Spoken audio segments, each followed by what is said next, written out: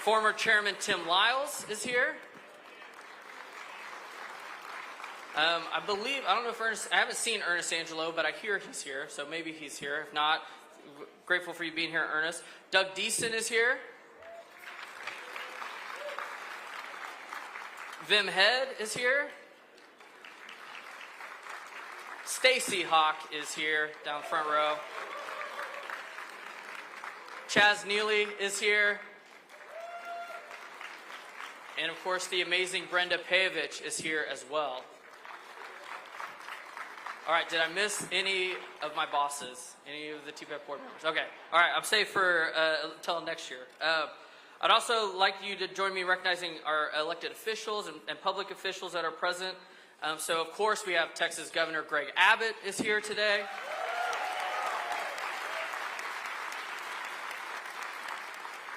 We have a special guest. She's actually taking a picture with the governor right now. We didn't know that she was going to be here until about midnight last night, but our 33rd Secretary of Agriculture, Brooke Rollins, is here.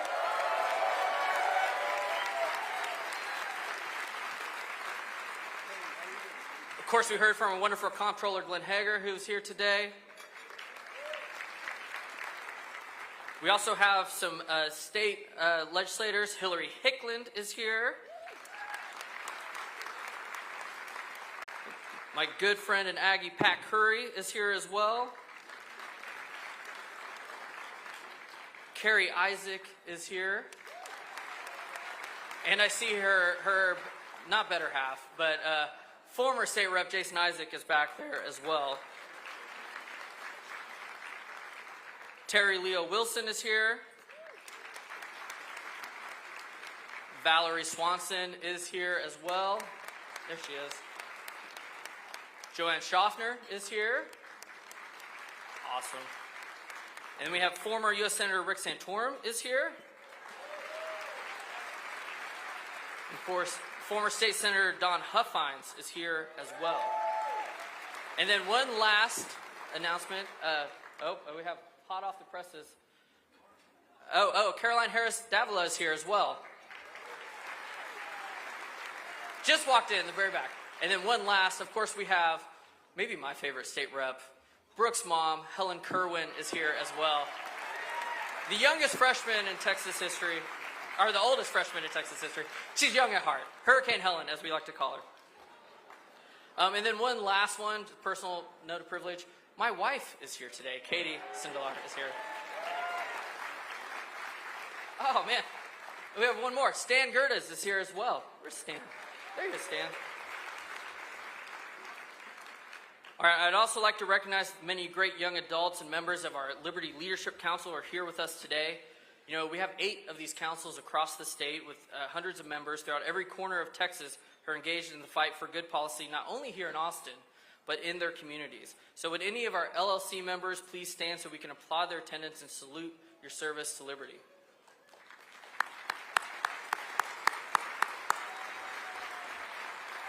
Oh man, Midland crew, front and center. I love it. It's fantastic. I think I'm still young enough to be in the LLC. I'm not sure. I might be aging out of that. And of course, we have our wonderful law enforcement folks who are here to keep us safe. They're in the back. I can see them way out there in the hallway. There's Devis, Officer Devis right there, and there's me. But please, when you see them, thank them for keeping us safe and keeping our city safe as well. They're here almost every year. I think they're at like 10 of these right now, so it's pretty amazing. But I want to welcome all of y'all to the 2025 Texas Policy Summit. And I think, you know, in February 2025, I can say that TPPF is the most consequential policy organization in America. It's a little bit of a bold claim. It feels like a little bit of Texas bravado to say that. But it's especially bold when you consider the following. TPPF is not the biggest policy organization in America. We're not the best known, and we're definitely not the best funded. But I firmly believe that we are the most consequential, and I'll stick by that claim. And it's because of the way we go about our business. You know, just over 2 decades ago, in January 2003, when a young new foundation president named Brooke Rollins walked in the front door for the first time, TPPF made a decision. We would continue to be what it always has been, a respected source for policy insight and analysis, but we would also do something different. The foundation would not just describe the world, we would work to change it. We would work in the trenches with lawmakers, with governors, with activists and grassroots, and with media and scholars, really anyone with whom we could advance the mission of Texas strong and free. And it's hard to remember, but 22 years ago, that was considered unusual and even preposterous. It was hard enough to do policy scholarship. How could an organization take on policy change? Almost none of our peer institutions in other states, and certainly not in Washington, D.C., did anything like it. In fact, I remember a story from around that time when a think tank leader from California came to visit TPPF, spent the day. He went home, he went back to his hotel that night, and he called his wife, and he said, "You're not going to believe it. They actually do things here." And so it's no surprise that that Californian now works for TPPF and is now a Texan. And it's not Chuck DeVore. It's actually someone else. But they're here, and many people have joined us because we actually do things. And that's our secret. It's not really a secret, but we do things, because we do, we have something right now in America that we haven't had in a long time, and that's hope. Now, am I claiming credit for the return of President Trump to the head of the U.S. government as the President of the United States? Of course not. Credit for that goes to him directly and him alone. He did take a bullet, stood up, and told us all to fight. But here's what I will take credit for on behalf of this foundation and on behalf of every one of you who has supported us, worked with us, and lent us your time and your counsel across the many long years, especially some of those darker years, maybe the last 4 years that seemed a little bleak at times. And that's that, turn the page. This foundation will absolutely take credit for keeping the ideas of liberty strong, vital, and current, and for developing the pathways to bringing those ideas into action. And don't forget that especially in those dark times, during the Obama years and the Biden years, two eras now consigned to the dustbin of history, that it was TPPF who developed the conservative border security and immigration consensus. And it was TPPF that told the truth about the Mexican narco regime long before D.C. would ever acknowledge it. And it was TPPF that pioneered constitutional interpretations and powers now being put into action at the federal level. And it was TPPF that identified election integrity as a core conservative issue long before the 2020 elections brought it to popular consciousness. And yes, it was TPPF that kept the dream of school choice and educational freedom alive for 3.5 decades, until Texas finally got the leadership, the courage, and the vision to bring it within reach. And so everywhere you look, you see the work of this foundation's people. The new Trump administration is proof enough of that in its executive orders, and you look at some of the border security things they're doing, and especially the designating the cartels as foreign terror organization. You see our work, and you see it in their personnel. Of course, our former colleague Rodney Scott is now Commissioner of the United States Customs and Border Protection. And of course, a wonderful former board member and CEO, Brooke Rollins, is now Secretary of Agriculture. Then there are those with a direct line from this foundation to the new administration. The list of those whom we know, with whom we've worked, is extensive. The point in saying this is not to brag about our influence and access. This is not Washington, D.C. We're in real America right now, and you don't care about that. What you care about is what you should care about, what this foundation has always cared about, the ability to get things done. If personnel is policy, then the future for policy in this country is exceptionally bright. So as an Aggie, speaking here at the University of Texas, something I think the governor will probably remind me of later, it's a bit of a conflict for me to say this, but I'll give our host this. What starts here, and I mean in Texas, really does change the world. Speaking of the world, I do want to acknowledge some of our friends that have come across the country to join us from West Virginia and Arkansas and other state think tanks, but also we have partners in Mexico and Spain who have traveled a long distance to be with us today because they know what is happening here is changing the world. The cause of liberty is common to us all, and we welcome you in that spirit. Of course, because we're not in Washington, D.C., we have other cares, for example, the 89th Texas Legislature, which I'm pleased to report has gotten off to a strong start. I said earlier that Texas now has the leadership with the courage, the energy, and the vision to get the right things done, and it's absolutely true. If you know nothing else about the state of Texas governance, just know the big three leadership team we have now, Governor Abbott, obviously Lieutenant Governor Patrick, and Speaker Burrows, is absolutely the strongest and most energetic trio I've seen in nearly 20 years in public policy. We have every reason to be optimistic with them, and you'll hear from all of them during the course of this summit. Of course, every one of you is rightly concerned with the fate of school choice in the 89th, especially after the drama of the 88th, if you remember that. It just went on and on and on. But I think we can be rationally optimistic now because we're an institution that does things, and we're a state that does things. So we'll be doing our part, working with lawmakers and leaders to make it so.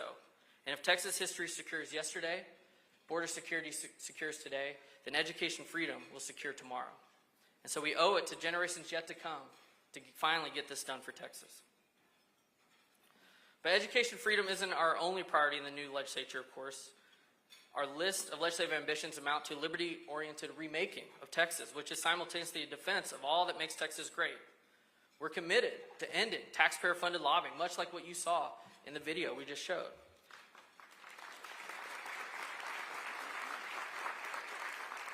We want to ensure that every Texan owns their home fully and isn't renting it from the government. And we want to ensure that our energy grid is affordable and reliable and shows up when we need it. And of course, we're going to do what we've been doing for decades to ensure that we maintain our fiscal conservatism in this state and continue to pass a conservative Texas budget and have surpluses like Comptroller was talking about. But that's only the beginning of what we do. Because at TPPF, we look forward to tomorrow's fights and tomorrow's Texas. And one thing that we see that is in crisis already and is getting more pressing is the crisis of the Texas family, which is under increasing assault from forces arrayed against it. Most Texans would agree that Texas does better than most states in supporting and promoting families, but better than most is not the Texas standard. We must be the best, and we must meet the full demands made of any government society that wishes to affirm the whole dignity and prestige of the family and promote it as an affirmative and desirable end for all Texans. That means, above all else, affirming the nuclear family as the constitutive base element of a free and prosperous society and therefore of civics. It means, in short, making sure that Texas is the very best place in the country and the world in which to get married, form a family, and have and raise children. This is an expansion of our mission. It's a continuance of it. You see, we are always and have been in the business of Texas liberty, and there is no liberty without the family. Our American founders understood it, most Texans understand it, and those who do not have severed themselves from both traditions. Therefore, I'm proud to announce today the establishment of TPPF's Texas Family Initiative, a new effort to ensure that our Lone Star State fulfills its promise to protect life, liberty, and happiness in all spheres. It's a big agenda, and we're just in the beginning, and we're fortunate to have state leadership receptive and eager to do it, and we will get it done for the state. And we're going to do it. We're going to do all of this because we actually do things here in Texas. And I don't just mean TPPF, I mean the state of Texas. We're a nation that prioritizes action more than sentiments. We demand it of one another and of our office holders. And you know what? I think we're getting it. Winston Churchill said in 1943, "You may take the most gallant sailor, the most intrepid airman, and the most audacious soldier, put them at a table together, and what do you get? You get the sum of their fears." But here in Texas in 2025, I believe if you get the most committed activists, the most steadfast citizen, the most engaged moms, and the most visionary governor, and put them in this room right now together, what do we get? We get the sum of their hopes. And it is in that hope that I welcome you to our 2025 Texas Policy Summit, because we are building the future right here, right now, and I'm so grateful to be doing it with each and every one of you. Thank you very much.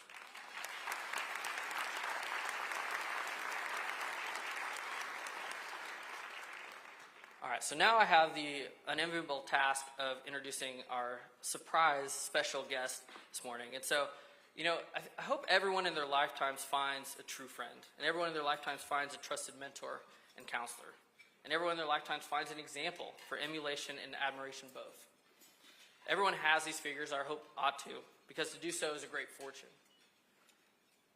But I'm more fortunate than most, because for me, I have all three of these figures, a friend, a mentor, and an example, in one person, Brooke Rollins. Brooke, who, I don't know what she was thinking, in 2007 hired me after a hasty meeting in a love-filled conference room. And for 2 decades, she's 2 decades later, is now serving as our 33rd Secretary of Agriculture. And despite her well-deserved and well-earned ascent from think tank entrepreneur to White House head of domestic policy and now to cabinet secretary, she is still the same person, the same friend, the same mentor, and example she has always been. I don't know how she finds the time. I was talking to her like 11 o'clock last night, figuring out if she was going to be here. I was like, don't you have more important things to do for her? But she's here, and that's Brooke. She always shows up. And if you know a good number of high-powered officials, you know how rare that is. Most people at the pinnacle of public life are marked in some way by those who they have left behind.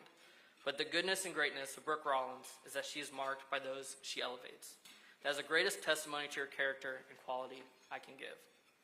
It's also a signpost marking her presence and purpose in national life now. When our founders established this republic 250 years ago, they envisioned a society of merit in which the only aristocracy was that of talent, and in which the first ranks of society and governance would be occupied by those who earned it. I can't think of any better example of the success of their vision than this. The fact that a girl from a single-parent household in small town, Texas town, through hard work and vision, rose to become a confidant, a friend, and a cabinet secretary to the President of the United States. America works. And now it's my pleasure to give you the living proof of America at work, Brooke Rollins.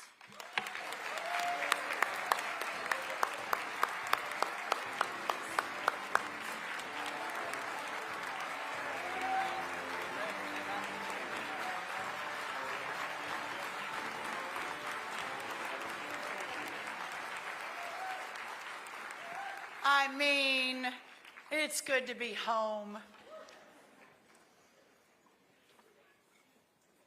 Y'all know I get a little emotional every now and then, especially when I am here in Texas and here with my people. My people, you are my people. My mom is here as a state representative. What happened?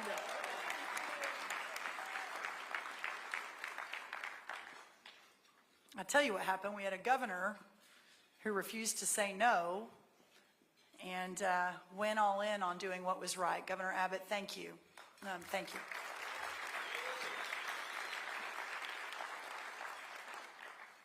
Well, Governor Abbott is extremely gracious because I have jumped in front of his keynote, and I don't want to take any of your time, Governor, but man, I had this little window of time in the week. I was confirmed on Thursday, which seems like 2 years ago.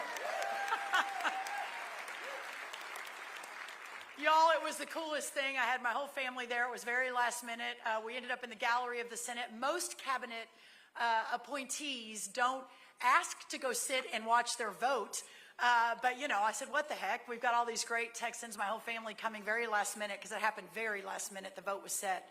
And we got to sit up in the cabinet, and it wasn't lost on me the history that the presidents and the senators and the elected officials who have walked those halls, who have confirmed past cabinet secretaries, who have fought for America, that it was remarkable. And to be able to do that with my family. I was then sworn in a couple hours later by the great Clarence Thomas at the U.S. Supreme Court.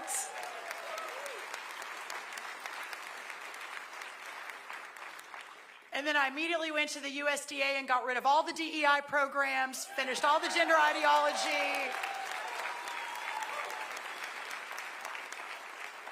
Said, we're going to right this ship. Those 978 DEI programs, gone. Gone.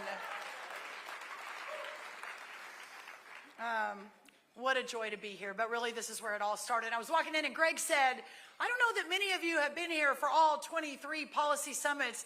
And I said, you know, I think Greg Abbott and I have been here for all 23 policy summits. The Liningers, the others. Well, again, what a joy to be here. And I wanted to make every effort. So we were sworn in on Thursday. I went and got rid of lots of bad stuff Thursday night. We headed to Kentucky on Friday. It was really important to me that we get out of Washington in those first 24 hours and we say, America is back. And we are in Washington to support you, the people, that I am, as your 33rd Secretary of Agriculture, will never forget and will in fact put first always our farmers and our ranchers, but everyday Americans that have been lost, not just in the last 4 years, although the last 4 years have been a bit of a disaster. Would y'all agree? My goodness gracious. But really over the course of history. We had that small pause during President Trump the first time, but to be in Kentucky with great American farmers and ranchers on Friday and Saturday. We then went to Kansas on Monday. Yesterday we were in Missouri. I'm kind of popping in and out of Washington, getting rid of more bad stuff in between the different state visits. But to be here with all of you is just so full circle for me, and I'm so grateful. And Governor Abbott, when I left 7 years ago, and walked away from the Texas Public Policy Foundation. Well, I mean, not really. I never really go away, do I, Greg? But officially walked away to join the last White House. I knew that we had basically one more shot to save this country, and I knew that Texas was in such great hands, first with my people at the Texas Public Policy Foundation, for whom I had served for 15 years before I walked away to go to the White House, but also because of this governor who has been bold and fearless and courageous. And I am forever, forever grateful that we keep putting Texas and making Texas the model for not only America, but for the world. And Governor Abbott, you have done a remarkable job in that. And I mean that so sincerely. Thank you. Well, I look out across all of you here and you who have come, most of you from Texas, many of you, though, from America to see how we do it here in Texas, and even a few of you from across some great oceans all across the world. And I see the success of a vision that was incepted long ago. But I see something even more important than that, because what's happening here now is ultimately not about the Texas Public Policy Foundation, and not even about our great governor and our great lieutenant governor and others, our elected officials. But to paraphrase Churchill, we, TPPF, Governor Abbott, all of us together are giving the roar. But as Churchill said, it is the lion's spirit, the lion's heart, the spirit of freedom that is in the people. And that's you. That's every one of you here. That's each of you who burns for freedom, who loves our history and our heritage, who knows it must be defended at all costs, and who, most importantly, does something about it. I don't mean attending conferences, lots of conferences and conferences, but I mean doing it for the right reason, as a pathway to fellowship that then inexorably leads to action. You understand it, and it's why you're here. I know that because otherwise y'all have a lot of other good things to be doing. If you have worked in the trenches for years upon years, like some of us in this room, or if you are a newcomer to the cause of liberty, which I know a lot of you are today, especially our younger crew, you are equally welcome, and you are equally my brother and my sister in the cause of reclaiming our country. I bring you a message today directly from our new president, Donald J. Trump, who has seen your labors and seen your hope and knows you expect both in this new day in America to be vindicated in full. I will tell you this, help is here. You have won, and America is back.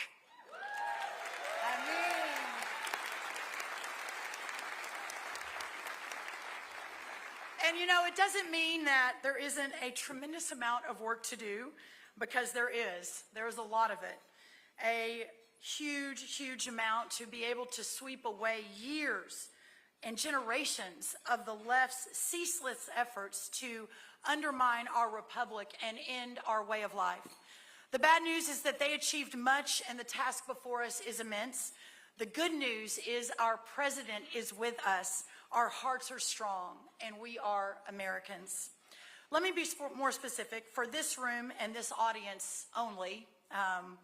Don't tell anyone, but what I'm about to say I think is kind of amazing. We here in Texas are the most American Americans.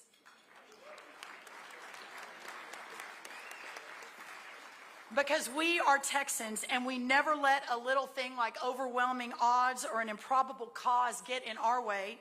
After all, think back to the year of our independence. Think back to 1836. Remember how many battles the Texans won that year. None of them except one. Texas lost every battle except that last one, and then that won it all. Our president is, of course, a native New Yorker, and you'd think that would be about as un-Texan as it gets. No offense to my friends from New York. But let me tell you, from now nearly a decade of working with him, that he has the biggest Texan heart. This is a man who knows what it's like to be counted out, to face impossible odds, including 1,000 years in prison, to have every obstacle thrown in his way and prevail. And not just politically prevail, the sort of man who takes a bullet and immediately stands and yells, "Fight, fight, fight." It's incredible, incredible.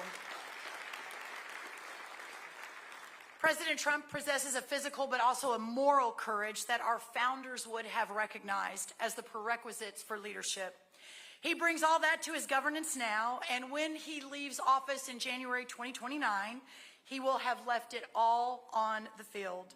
And I sincerely believe he will be counted among America's greatest presidents. Who agrees with me on that? Yeah. I think we need to look no further at that than the pace of action and activity he has already demanded and for which he has set the example. Today, February 19th, is exactly 30 days since President Trump took office. Can you believe it? It feels like about 10 years ago. 30 days. But here's the amazing part, that if this 30 days were all that there was of the second Trump presidency, it would be by itself the most consequential presidency in generations. And I believe that. For the rest of our lives, President Trump's example of energy and alacrity in office will be the standard by which all future presidents will be judged. Interestingly, Alexander Hamilton in Federalist, I believe number 70, wrote, and this is not common, but finding this was pretty remarkable. Alexander Hamilton wrote, Federalist number 70, that energy in the executive is a leading character in the definition of good government. And my friends, energy in the executive is precisely what Donald Trump has and exhibits. This, I think, is key to understanding him and his place in American history. He is not a departure from the American tradition. His critics who charge him with that understand neither our country nor our purpose.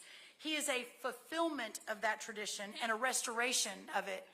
It is no accident in that light that the coalition he now brings together in this decade is a reassembly of the original Republican coalition of the 1850s.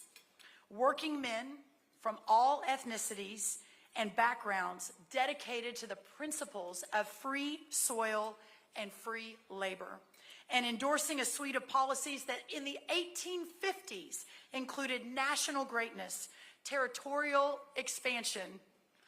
That one's pretty great, isn't it? The Gulf of America, the 51st state. I mean, can't make it up. A robust tariff regime, a strong military, and American supremacy. And of course, a definitive focus, and I'm going to kind of wrap here with this since it's my new role, 6 days in, a definitive focus upon agriculture as the foundational enterprise and constitutive pursuit of our republic. What a blessing. That program, my friends, is Trumpian, but it is not just that. It is Lincolnian. It is Jacksonian, it is Jeffersonian, and maybe even most of all, it is Hamiltonian. But here's the point. The presidency of Donald J. Trump is as American as it gets. In fact, it was precisely that original American Republican coalition of the 1850s, when in power in the 1860s, established the United States Department of Agriculture, which it is now my privilege to helm. Our founders understood that ag and its way of life is essential to the sustenance of our democratic values and civics. They knew that the American that works the land, that survives on his own labor, that is inviolate in his home and his work, that is independent in his daily life, and that must govern himself in the best vision of our American founders. My friends, we have a lot of work to do to take this country back. We are 30 days in with a lifetime and lifetimes to go, with leaders like President Trump and Governor Greg Abbott, with organizations like the Texas Public Policy Foundation, with people like you who are unwilling to ever take no for an answer, even in the most improbable causes, which is saving the country, that we will win. God bless you all. God bless America. Thank you so much. What a joy to be home. Thank you all.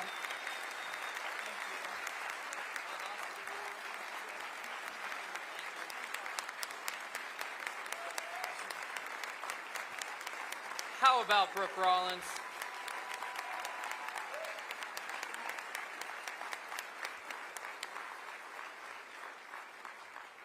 You know, when she called me on, I think it was November 23rd, from a parking lot in Mississippi to tell me that she had just been, the president was about to appoint her as Secretary of Agriculture on her way to an Aggie game. We won't mention about what happened at the game.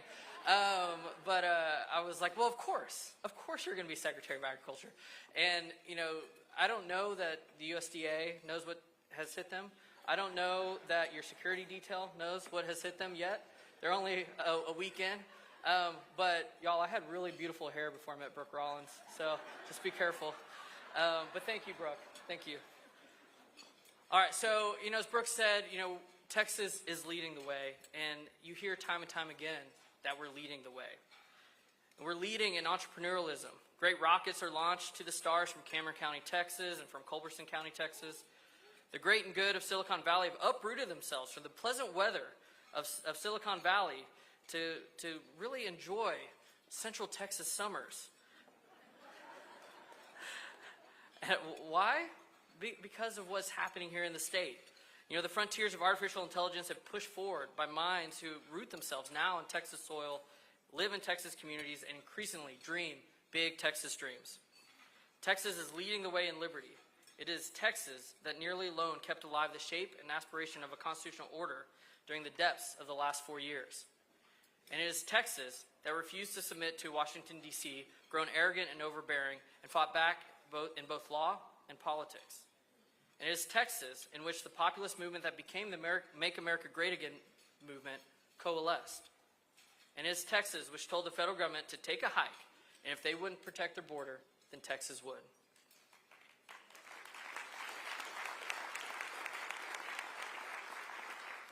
Texas is so dynamic, so attractive, and so flourishing that, in fact, I just read this weekend that in 20 years or less, we will be the most populous state in the country. Because in Texas, this is where the American future is forged.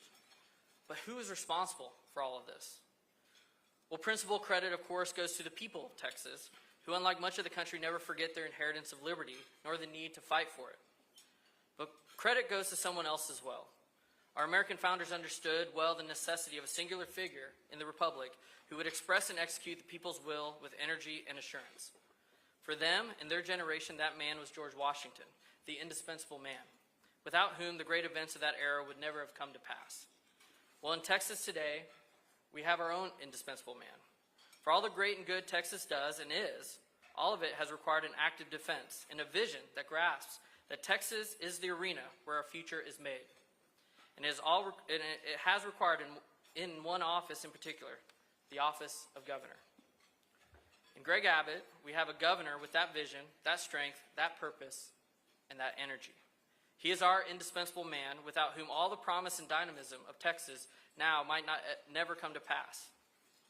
In my years of working with him at the foundation, I first knew him as a politician, then as a leader, then as a partner, and now I know him as a friend. And I can tell you, he is the first rank in every one of those categories.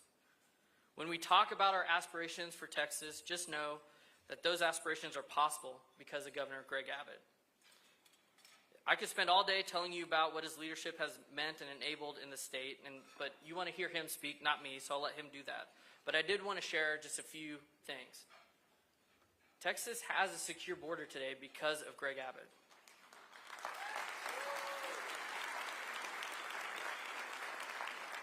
Texas has ended genital mutilation of children because of Greg Abbott. And Texas has some of the most robust protections for life in the nation because of Greg Abbott. And Texas is going to have universal school choice and education freedom and the best education system in Texas because of Governor Greg Abbott.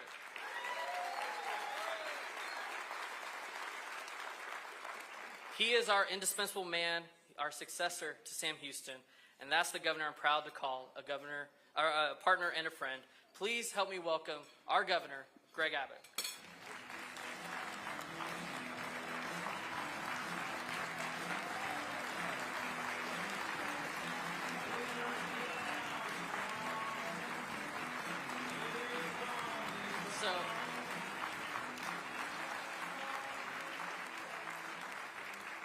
So, many of you may or may not know this, but the Farmers and the Cowboys can be friends, right? Aggies and the Longhorns can be friends. And the governor and I might have made a little wager on what happened in November 30th, and now it's time to pay my due. So, Governor, I'll turn it over to you. So, Sindelar was talking real big, trash talking the Longhorns, and was emphatic about the way the Aggies were going to crush the Longhorns when they reunited their game, especially because the game was being played in Kyle Field. No way would the Aggies lose there. And I said, put your money where your mouth is. Put up or shut up. And I set the terms of the deal. I said, if A&M wins, I'll wear a maroon jacket. If Texas wins, Sindelar has to wear a burnt orange jacket.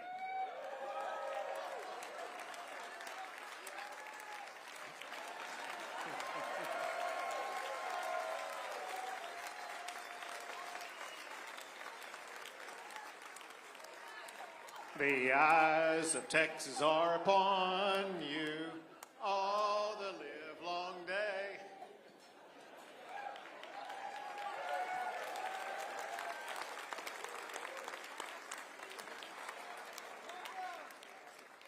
There's a reason why Sindelar is against the expansion of gambling in the state of Texas and is wearing it right now. There you go. You cannot take it off for an entire year. I promise not to take it off till you leave today. All right, thank you, Governor.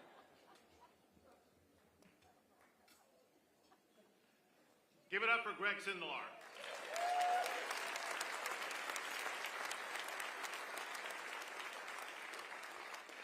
Doing an absolutely fabulous job, and but before she takes off, I want to express my gratitude for Brooke Rollins in so many ways. But just think how cool it is that TPPF was created here, and you are able to create and perpetuate so many transformative policies. But as was pointed out earlier, policies is only one aspect of it. It's the people that's another aspect. And you've been able to also generate great leaders from TPPF, now reaching the height of federal government leadership, and Brooke Rollins serving as your Secretary of Agriculture.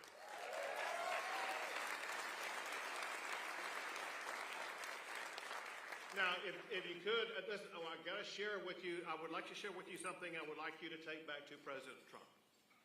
So we are proudly going along with what President Trump mandated, and is now policy of the state of Texas to identify the Gulf as the Gulf of America.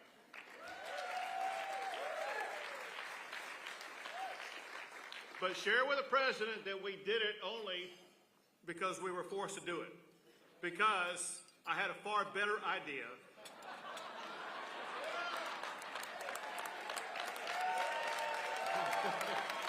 Right. We all know it's the Gulf of Texas.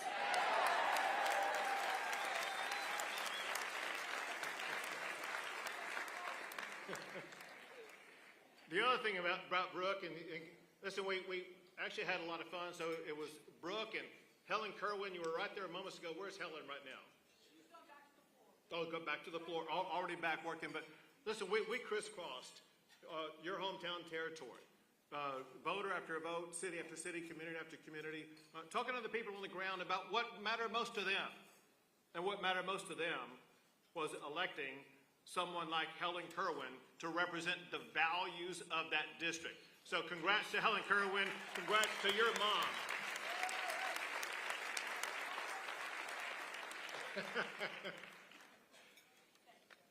So there's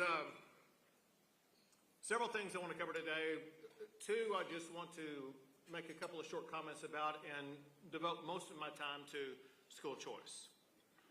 One point that I know is very important to everybody in this room and incredibly important to every Texan outside this room, and that is that we must deliver meaningful property tax cuts this session.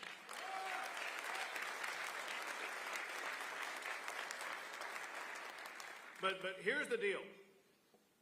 You know, we spent $18 billion last session. We have lined up at least $10 billion more this session.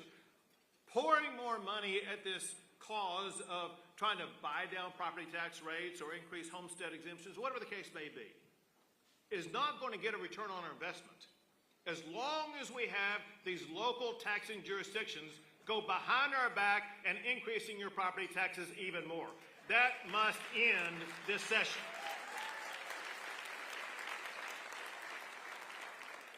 One of the strategies we have, and we need more than one, but one strategy that we must pass this session, and that is to say that no taxing jurisdiction in the state of Texas can increase your property taxes without getting 2/3 vote of the people in favor of that proposition. That vote must take place in November, and it must have at the end of the proposition the statement, if you vote yes for this proposition, it will increase your property taxes in Texas. No more property tax increases in Texas is what we need. One quick note that was brought up by Greg Sindelar about the board. I want you to understand the order of magnitude of the change that we've been through in just a 2-year time period. About 2 years ago, in Eagle Pass, Texas, there's a city park there that the Biden administration was processing up to 5,000 illegal immigrants a day. We shut that down by wiring it completely shut. And now there are crossing, on average, less than one person a day crossing in that area. But now that we're working in collaboration with President Trump, we see on average across the entire state of Texas, less than an average of 150 people crossing the border a day. This is game-changing. It's never been this low. And we owe President Trump and his team, like Secretary of Homeland Security, Kristi Noem. You got Tom Homan, a real border czar, doing a job of securing the border. People are doing things unlike ever before. The border is in great hands for the next 4 years. My work with the Trump administration is that President Trump and I both know one thing. In 4 years, he is gone. He will do a great job over the next 4 years to make sure we secure the border. Our goal is to ensure that over the next 4 years, we do a great job of preparing the border for security for the next 40 years in the great state of Texas.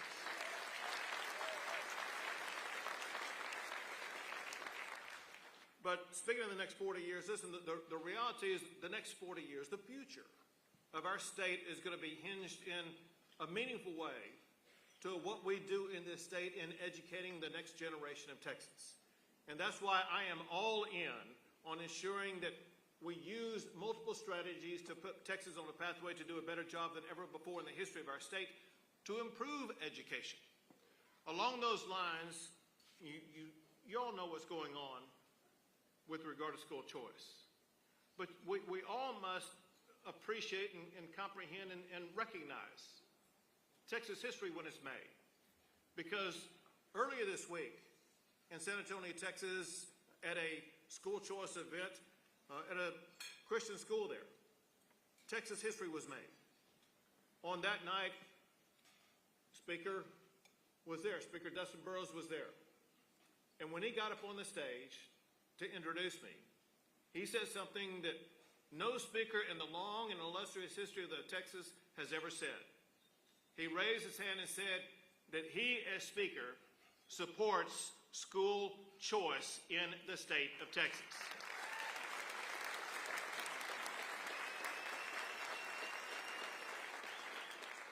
He told the audience that he has the votes in the Texas House to pass school choice this session. That being said, let's talk about a reality. The reality is that those who are entrenched in the status quo do not want to see school choice because it disrupts the monopoly that they have in the education system. As a result, the monopolists, the educators who are anti-school choice, they're going to fight to the bitter end. They're going to do whatever they can, say whatever they can to try to discourage House members to vote in favor of school choice. But you can tell that we are winning. You can tell that the fight is over because there is a threshold in this process that shows you the end is near. And that is when your opponents have nothing else to resort themselves to other than lying about the facts. This isn't the first time this happened. Remember what happened in the presidential campaign. The last 2 months of that campaign, all Kamala Harris did was lie about Donald Trump. She didn't have any valid policy positions herself. All she could do is lie about Trump. And how did that turn out? Kamala got creamed in that election. Right now, the only thing happening by the opposition is lie after lie after lie, or let's be charitable about it. They're just completely uninformed about what they're talking about. That being said, what I wanted to do today was, for one, to provide clarity on some of the issues. I know you know them, but those people in the back may not know the clarity on the issues. Another thing, and that is I've been meeting with Texas House members, and especially with the freshmen. And the freshmen are experiencing something for the first time. They're getting emails or notes or text or phone calls by teacher union members registering their antagonism to school choice. And they said they wanted to be armed with the answers and the responses to deal with that. They themselves wanted to know what the information was. They wanted to have the comfort of knowing they were in the right, but also be well enough informed that they could respond to their own constituents. So I told these members, why don't you give to me what are some of the most pressing questions that you have, and I will use my opportunity at TPPF with not just a wide audience here, but a wider audience back there to explain to Texas what the questions are and what the real answers are. Question number one, is school choice going to pull money out of the public school system? Another way of phrasing it is school choice going to defund public education in the state of Texas? In a word, no.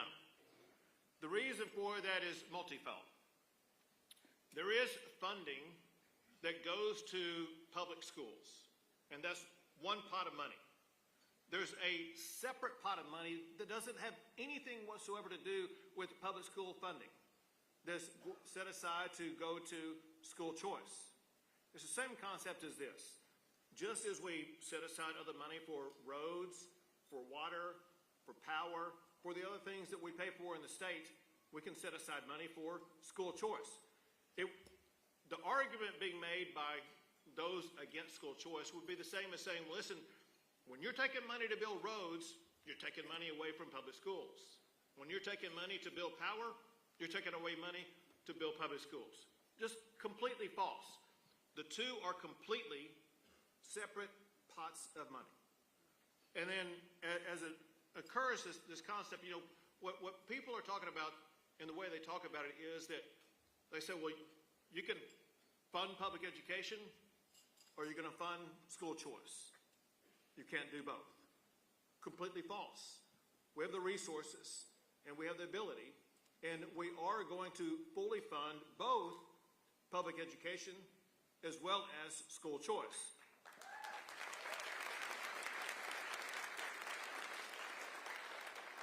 The magnitude of each pot is this. When this session ends, we're going to be providing more funding for public education than ever before in the history of the state of Texas. We're going to pay the highest average teacher salary ever in the history of the state of Texas. Per student funding will be higher than it's ever been in the history of the state of Texas. At the same time, we're going to set aside enough that Texas will start a school choice program that will be the largest start to any school choice program in the history of the United States of America.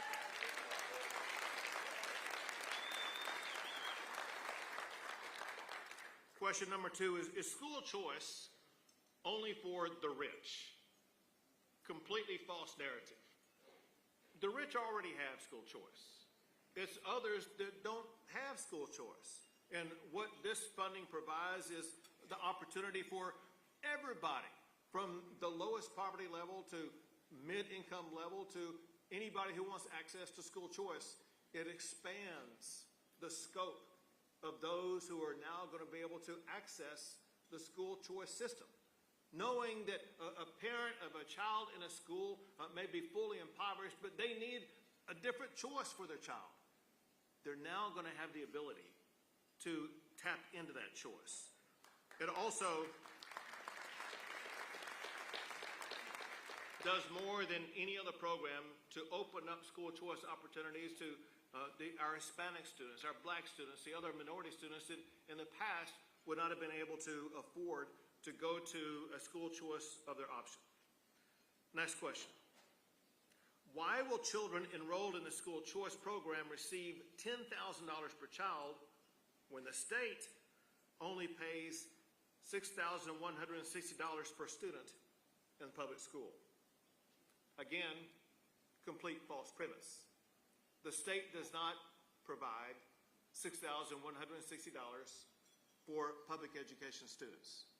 The average funding per student in public schools in the state of Texas is about $15,000, 1/3 more per student than going into the school choice program. And so there are complete false narratives. The way this is argued is educators talk about what's called the basic allotment. The basic allotment is that $6,100 figure. The basic allotment, as I pointed out, is only just above 1/3 of the overall funding that goes to schools per student funding for them to be able to pay their bills. And so it's a complete false narrative.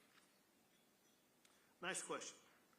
How will lower income parents afford to send their children to private schools with $10,000 when the average private school tuition is far higher than that? That's false information. The average private tuition among our schools across the entire state of Texas is roughly about $10,000. The median per or tuition per student at private schools across the state is about $9,000. The average is a lot higher because there's some schools that are $30,000, even $40,000 per student. Bottom line is there's going to be an abundance of schools across the entire state that families are going to be able to afford without coming out of pocket a single penny. I'll give you some examples of just schools that I was at recently. I was at a school in Athens, Texas, where the tuition was about $8,000 per student. And so that would cost less than the $10,000 it's going to. I was at a private school in Edinburgh, Texas, where the average tuition was a tiny bit less than $3,000 per student. And you see variances like that across the state. I know for a fact because I've been at these schools. There is an abundance of private schools across the state that parents are going to be able to afford with the private school allotment that's going to be provided under this legislation. Next question. I cannot overemphasize the question and the answer to the question enough, so I'll probably say it twice. I get this question everywhere I go, and everywhere I go when I provide the answer, I get nothing but disbelief by the parents that I'm talking to. Question. Will homeschool families still have control over what they teach their children? And I'll just broaden that. Will they have control, period? Know this. So school choice families fit into two categories. Those who want to participate in the school choice program or those who don't. If you're a homeschool parent, totally your option what you do.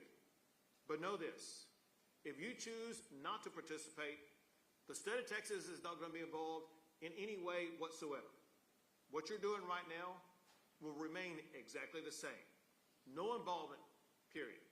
Second, if you decide to tap into the school choice program for your homeschool children, the state of Texas is not going to regulate or change what you're teaching to your child at this time. The parent knows best what to teach that child. The parent will remain in control of educating their children.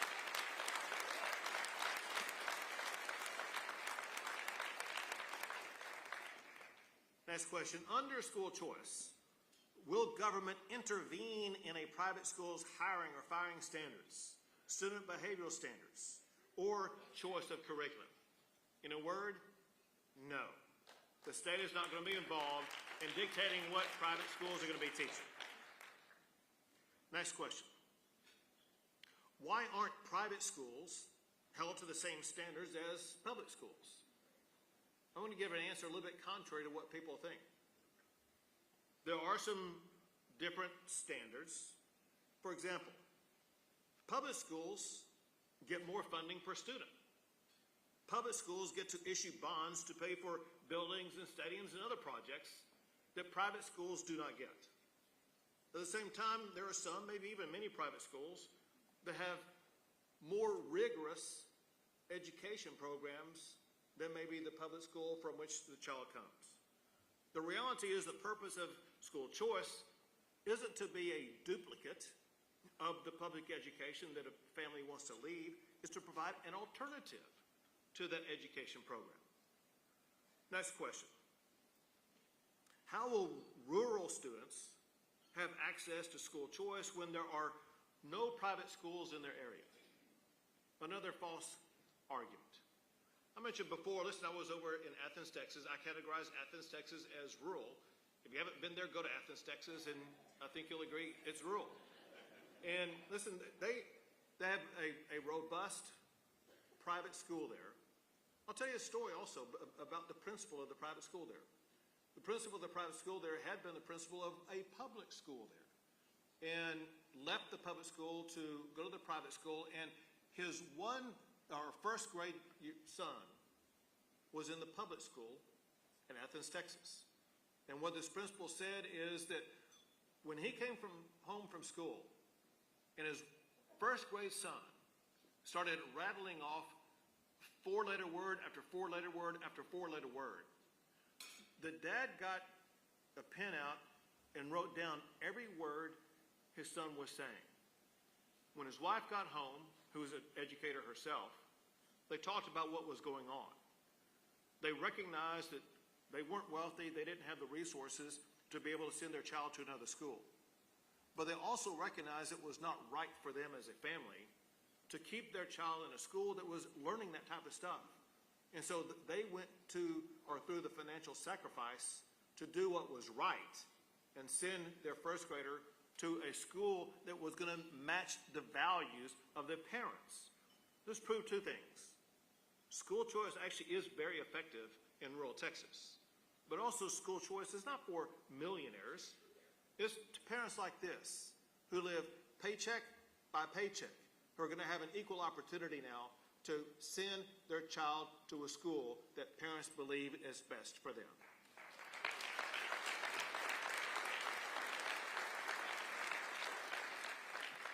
Also, this argument, if you hear this, this argument, there's no alternative in rural Texas. If you can follow along with me for a second, I'm going to it took about 10 minutes just to come up with this list, which is like no time, meaning if I spent more time, the list would be far longer than this. These are small little towns in Texas that are either small towns or considered to be a kind of far out, a distant town, where they all have private schools. Alpine, Athens, Angleton, Alice, Bulverde, Brownswood, not Brownsville, but Brownswood, Edna, Dalhart, Livingston, Paris, Keene, Who knows where Keene, Texas is? Pretty good. I guess a good one. Palestine, Liberty, Sweetwater, Bernie, Jefferson, Gonzales, not Jefferson County, but Jefferson, Texas. Gonzales, Kingsville, Wharton, Warda. Who knows where Warda is? All right, there we go. Are you the principal of the school there? No. Cuero, Snyder, Castroville, Seminole, Floresville. That's just a starting list. The reality is there's a lot of schools in small town Texas that a lot of people are unaware of. And that's under our current system. Supply will create demand. If we are able to establish school choice, we'll have far more schools out there available. It's just going to happen. Another thing in that regard, and this is kind of a detail embedded in all of the school choice legislation that works particularly well in rural settings. And that's the ability to create what are called micro schools. There's kind of another synonymous name for it, like pods and things like that, that parents can get together and form these micro schools in a rural setting in the state of Texas and make sure they're going to be able to educate the children the way that they want to educate their children. Next question. This was interesting. Where do political leaders stand on school choice? Those who are at the national level who support school choice are Donald Trump, Ronald Reagan, and J.D. Vance.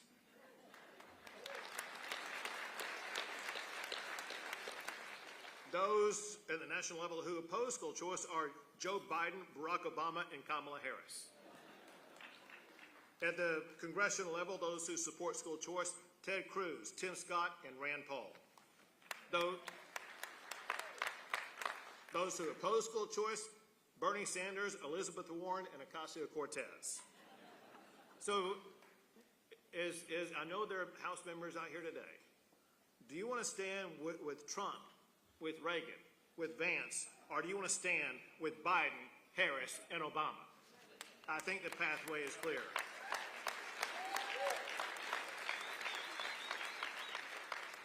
Another question that comes up is, has school choice worked in other states? And the answer is yes, and robustly. Listen, school choice has been working in more than 30 states across the entire country. And one thing that we've seen is there's been no decimation of the public schools in those areas. Public schools haven't collapsed. They haven't been eliminated. In fact, in many instances, the public schools have been enhanced. I'm going to tell you about a study that I saw that is now 2 years old, and I'm sorry I didn't do my homework and catch up about what happened last year.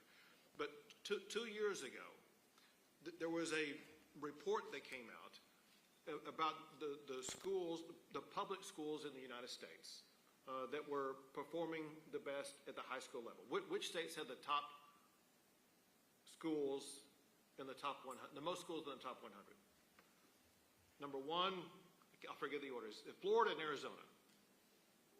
They had the most public schools in the top 100. What do Florida and Arizona have in common? Exactly, the most robust school choice programs. It shows you can have robust school choice programs and at the very same time have some of the best public schools in the United States of America.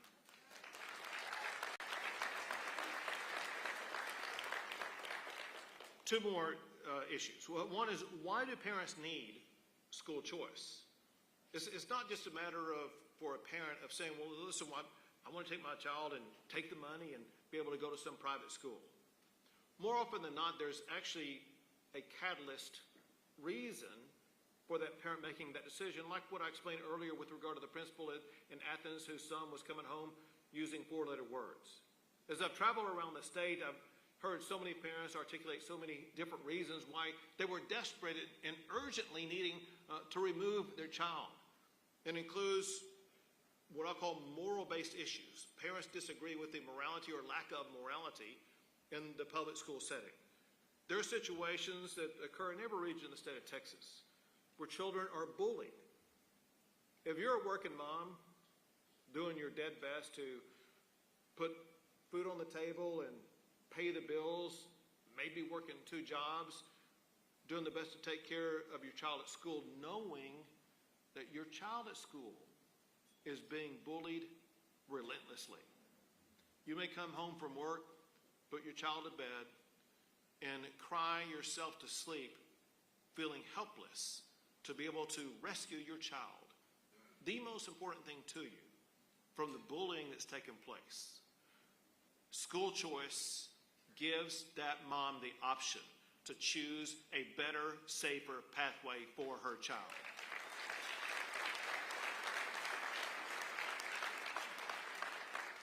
And then something came up this past week that is an echo of something that comes up literally every week.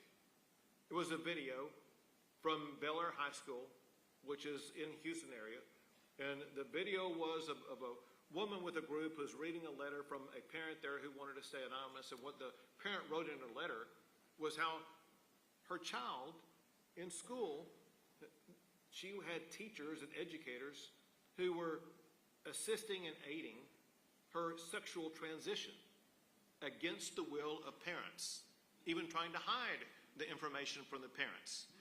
That is wrong. No parent should have their child transitioned or harmed by an educator.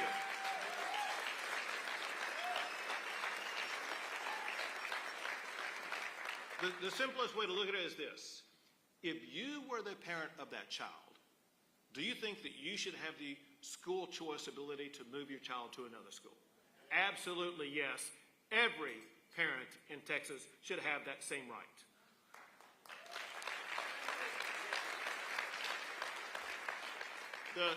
The last question, the last issue.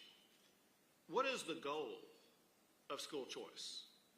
I'll ask the same question of what is the goal of these teacher unions who are fighting against school choice? If you listen to what they say, they articulate a single goal. Money, money, money, money. All they want is more money. I think our goal in education needs to be far bigger than just money. Our goal must be to take the actions needed to put Texas on a pathway to having the best education for the kids of our state in the United States of America.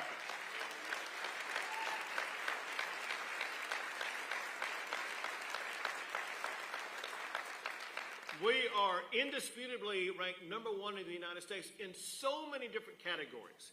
It's time we set our sights on a new #1 standard. Texas must rank #1 for educating our kids, and school choice is a path to achieving that goal.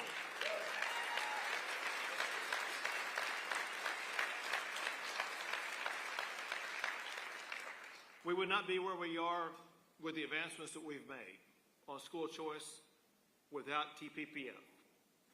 But the members, those involved in policy, those involved in working with the Capitol, but the supporters, everybody in this room has had a role to play to make sure that we've gotten to the point where we are today. But we've still got more to do. We've got to make sure that we do fulfill what the Speaker said, and that's to ensure he has the votes to get this done. When we do that, we're going to have a Texas-sized party celebrating school choice in the state of Texas.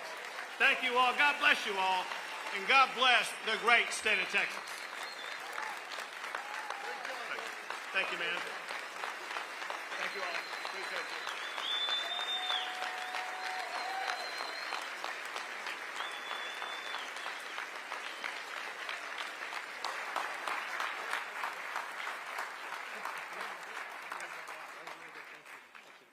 All right, how about another round of applause for our great governor?